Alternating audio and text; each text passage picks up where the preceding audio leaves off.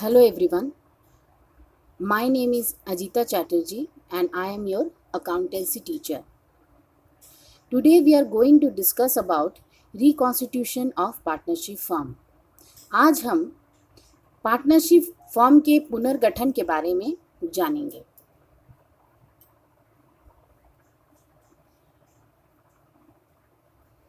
Meaning of reconstitution of a partnership firm. Reconstitution of partnership firm का अर्थ क्या होता है? Reconstitution of partnership means a change in existing agreement, mutual terms and conditions among partner. पुनर्गठन का अर्थ है कि जो आपका एग्रीमेंट बना हुआ है उसमें कुछ बदलाव आएगा और जो आपके साझेदार के साथ जो भी टर्म्स या कंडीशन, जो भी शर्तें आपने रखी हैं उसमें भी कुछ बदलाव आएंगे. As a result, an old agreement among the partners comes to an end and a new agreement comes into existence. इसके फलस्वरूप जो आपका पुराना एग्रीमेंट है वो ख़त्म हो जाएगा और जो नया एग्रीमेंट है वो उसका अस्तित्व बनेगा. अर्थात जो नया एग्रीमेंट है उसे प्रकाश में लाया जाएगा. Circumstances when we need to reconstitution of a partnership firm. किस अवस्था में हमें पुनर्गठन की आवश्यकता पड़ती है साझेदार फर्म में? सबसे पहला है change in profit sharing ratio among the existing partner. अगर उनके लाभ का अनुपात, लाभ बांटने वाला जो अनुपात है उसमें कुछ बदलाव आता है तो क्या होता है, एग्जिस्टिंग पार्टनर जो हैं उनके लिए रिकॉन्स्टिट्यूशन ऑफ पार्टनरशिप काम में लाया जाता है. Admission of a new partner. नए किसी पार्टनर के आगमन से प्रॉफिट शेयरिंग रेशियो आपका चेंज कर जाता है तो इस अवस्था में भी आपका पुनर्गठन होगा. अर्थात इसमें भी आपके एग्रीमेंट्स चेंज किए जाएंगे. Retirement of an existing partner.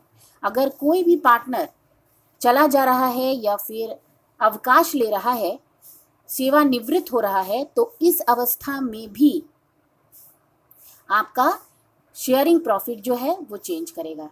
Death of a partner. किसी भी पार्टनर की मृत्यु में भी यह आपका पुनर्गठन किया जाता है.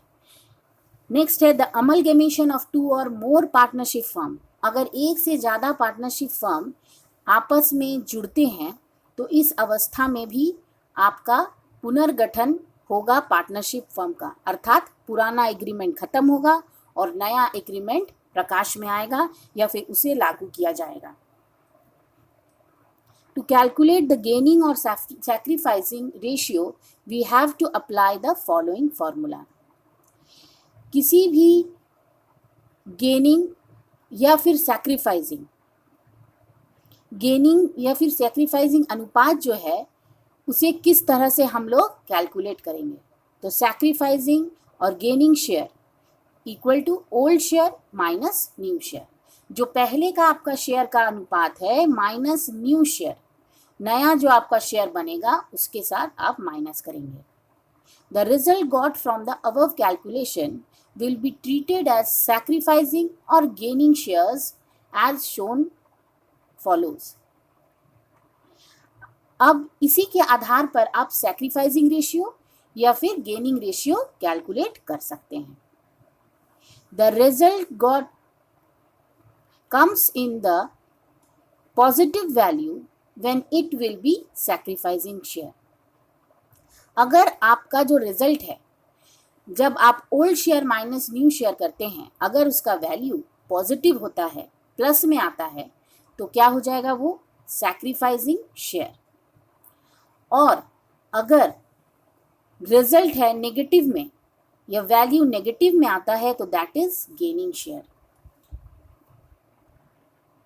Main point two remember, main point क्या है इसमें है, सबसे पहला मुख्य जो बिंदु है उसमें सबसे पहला है, change in profit sharing ratio is one of the popular mode of reconstitution that is followed for bringing out change in the existing ratio of the partners.